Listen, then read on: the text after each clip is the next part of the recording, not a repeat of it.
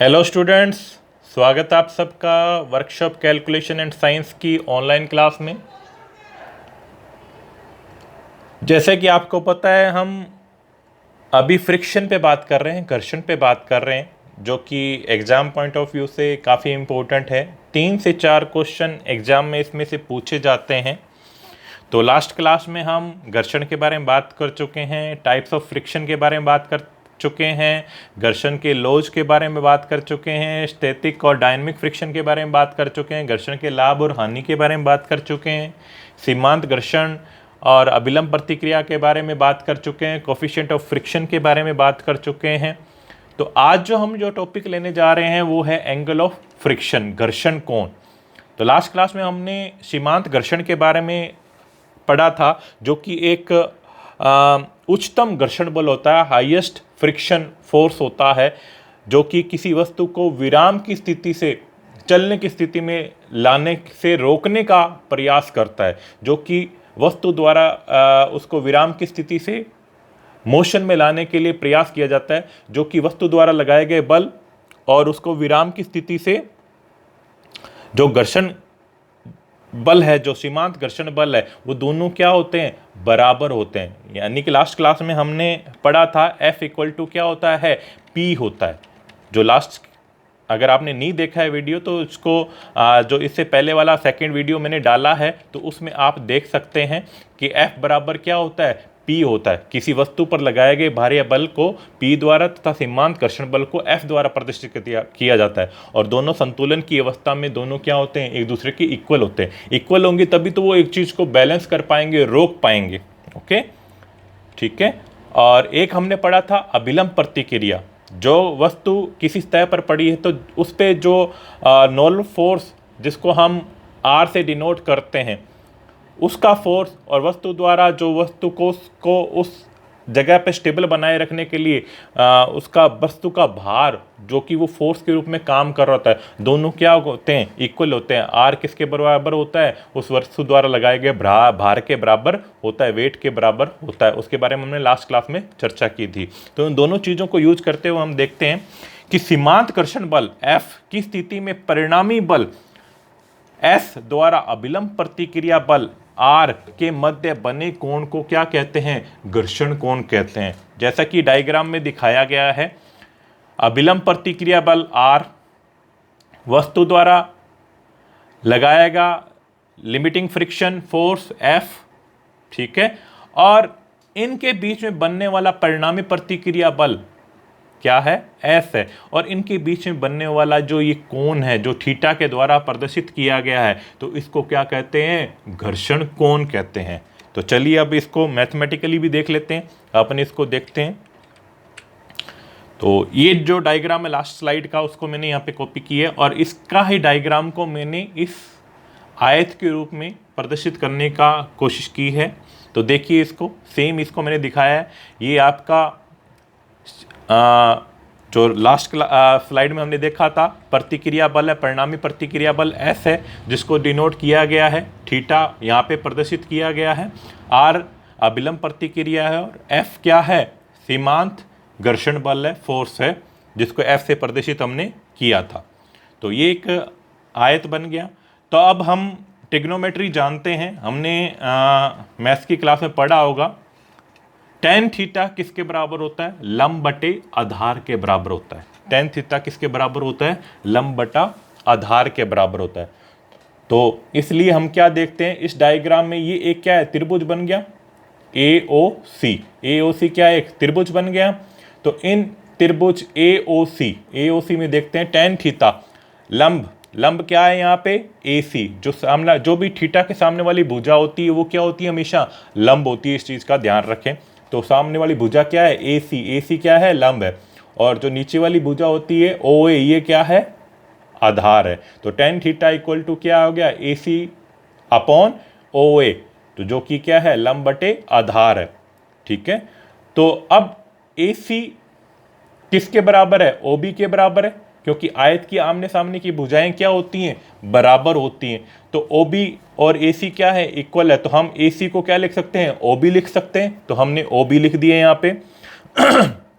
उसके बाद नीचे OA सेम ही है, अब हमने पढ़ा था जो कि ये OB फोर्स है, तो इसको सीमांत घर्षण बल F से डिनोट किया गया है, तो हम OB की जगह F लिख दें तो कोई आपत्ति नहीं होनी चाहिए। तो हमने उसको F से डिनोट कर दिया। जो ये फोर्स लग रहा है सीमांत घर्षण बल है, जो क्या है F है। और OA क्या है, अविलंब प्रतिक्रिया बल है, जो कि हमने लास्ट क्लास में पढ़ा था। तो OA को किससे डिनोट किया गया है, R से डिनोट किया गया। तो हमने क्या लिख दिया, F/R लिख दिया। अब हम बात करें F/R, लास्ट क्लास में हमने पढ़ा था कोफिशिएंट ऑफ फ्रिक्शन। F/R किसके बराबर होता है, म्यू के बराबर। किसके बराबर होता है, म्यू के बराबर होता है। घर्षण, सीमांत घर्षण बल F तथा अभिलंब प्रतिक्रिया बल R के अनुपात को क्या कहते हैं, घर्षण गुणांक कहते हैं, जिसको म्यू से डिनोट करते हैं। हमने लास्ट क्लास में पढ़ा था। तो उसी से हम F/R को क्या है, किसके इक्वल लिख सकते हैं, म्यू के इक्वल लिख सकते हैं। तो इससे, इस पूरी इक्वेशन से क्या रिजल्ट निकला, निष्कर्ष क्या निकला कि tan थीटा किसके बराबर है, म्यू के बराबर है। यानी कि ये कहेंगे कि जो घर्षण कोण की स्पर्शज्या है, टेंजा है, उसका मान किसके बराबर होगा, घर्षण गुणांक के बराबर होगा। अगर एग्जाम में क्वेश्चन पूछा जा सकता है आपसे, म्यू किसके बराबर, म्यू घर्षण गुणांक किसके बराबर होता है, tan थीटा के बराबर घर्षण कोण की स्पर्शज्या के बराबर होता है। ओके, तो ये एक तरह से प्रूफ है। इस एग्जाम में पूछा जाता है डायरेक्टली आपसे, ये फॉर्मूला पूछा जा सकता है, या दो कोई वैल्यू दे दी जाएगी, आपको तीसरी वैल्यू पूछी जाएगी। ओके, तो इस तरह से आप इसकी वैल्यू निकाल सकते हो। कोई भी वैल्यू आपसे अगर पूछी जाए तो घर्षण कोण का मान दे दिया जाएगा, उससे आपसे F और R की वैल्यू पूछ ली जाएगी, तो वो बता सकते हो आप। ठीक है, तो निष्कर्ष क्या निकलता है, घर्षण कोण की स्पर्शज्या का मान घर्षण गुणांक के बराबर होता है। ओके, तो ये होता है घर्षण कोण। इसको आप साइन थीटा के रूप में भी लिख सकते हो। tan थीटा बराबर क्या होता है, साइन थीटा बटे कोस थीटा होता है। तो अगर आप उस तरह से इसको डिवाइड करके भी करना चाहो तो इसको अलग अलग डिवाइड करके भी इस क्वेश्चन को कर सकते हो। ओके, नेक्स्ट बात करते हैं हम घर्षण के। हमें लास्ट क्लास में हमने फर्स्ट क्लास में देखा था घर्षण के फायदे और नुकसान के बारे में। हमने देखा था कि घर्षण नहीं हो तो क्या होगा, अगर घर्षण होता है तो क्या होता है। घर्षण नहीं होता, स्मूथली हम क्या है, राइड नहीं कर पाएंगे, चल नहीं पाएंगे, व्हीकल मूव नहीं कर पाएंगे। और अगर घर्षण होता है तो यह क्या है, सतहें क्या है, घिसती हैं। तो मोटर वगैरह जो चलती हैं, अगर घर्षण होता है तो उष्मा पैदा करती हैं, तो उससे नुकसान होने का डर रहता है।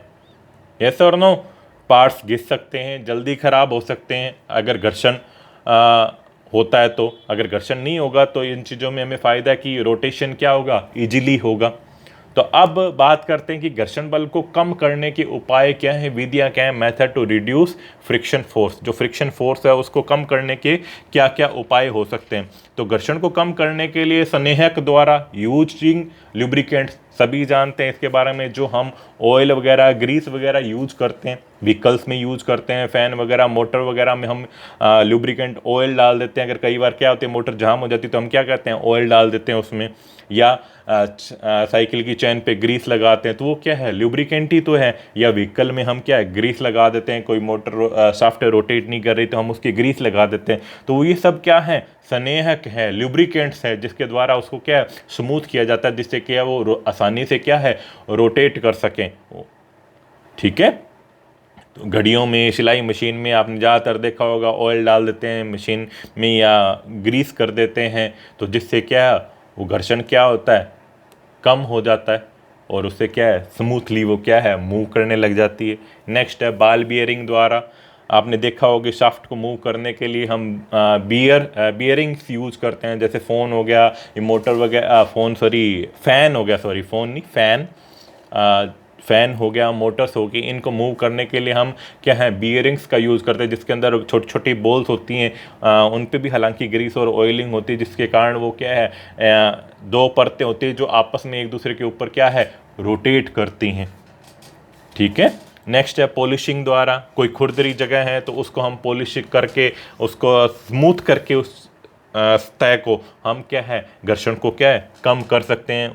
चिकनी जो अगर कोई खुरदरी होगी है तो उसको रेगमार से घिसकर हम उसको क्या कर सकते हैं, स्मूथ कर देते हैं, जिससे क्या है, या पॉलिश का लेप कर देते हैं, जिससे क्या वो स्मूथ हो जाती हैं और वो चीज़ क्या है, काम करने लग जाती हैं, घर्षण क्या हो जाता है, कम हो जाता है। तो ये कुछ घर्षण टेक्निक्स है जिनका यूज करके हम जो फ्रिक्शन को क्या है रिड्यूस कर सकते हैं, कम कर सकते हैं। नेक्स्ट क्लास में हम इनके टाइप्स के बारे में बात करेंगे, लुब्रिकेंट्स के टाइप्स के बारे में। नेक्स्ट जो टॉपिक है आपका टाइप्स ऑफ लुब्रिकेंट्स है, जिसके बारे में हम नेक्स्ट क्लास में चर्चा करेंगे।